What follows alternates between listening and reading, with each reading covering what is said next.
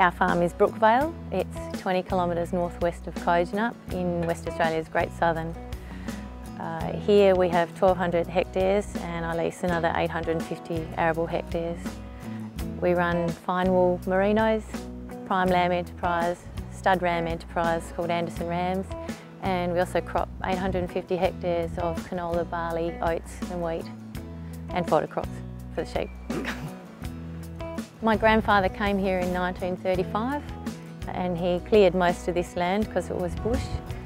There's 2 creeks that run through the property that were fresh in those days and now they're salty. My father took over from him and I'm the 3rd generation manager of this farm. I grew up here, but I never really had an interest in farming other than riding the motorbike and pet lambs. Went away to boarding school. I was always going to be a nurse, so I went nursing, did midwifery, travelled a lot. And then Mum and Dad were thinking about retiring and they didn't have any kids home, so I said I'd come home and give them a hand for a while, and that was 20 years ago. 10 years ago I took over the management of the farm, and a couple of years after that it was quite clear to me that in 10 years' time I'd still be working exactly as hard and not getting anywhere. So something had to change, and I realised that I didn't have very clear goals where I wanted to go. I just knew I wanted the business to be different. And so one of the things I did was I found a farm consultant who could help me analyse how each enterprise was going, and so I could learn how to evaluate any changes that I might make to know whether they're worthwhile. It certainly helped me improve my budgeting, which is now a very useful tool. It's not just something I have to do once a year for the bank. I went to a Plan, Prepare, Prosper workshop run by the Department of Agriculture, and from that developed a strategic plan, and that's really guided my business in the last 4 years because it's broken down my vague goals and put them in writing into something specific, achievable and steps to get there. With the cropping side of things, we weren't doing it particularly well. We had outdated machinery that was old and it just was requiring too much labour.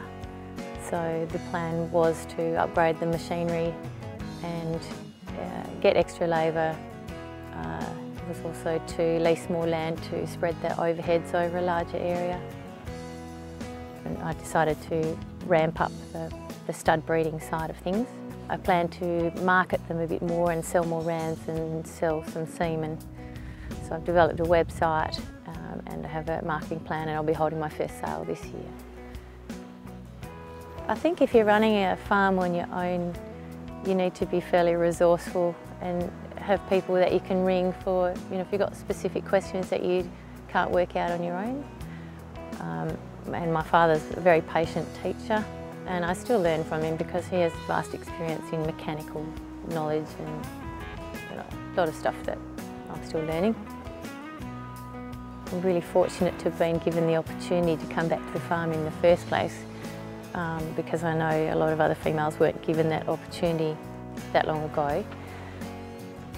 If you're faced with a job that you can't do, you think laterally and you innovate, and sometimes I think that's an advantage for women because I think they come up sometimes with better ways of doing things because they simply can't automatically go and do it the way that it's always been done. There's something about this place I just love, and I love the space, the freedom, the variety in the work. I like working outside, and I love the challenge of always trying to do things a bit better.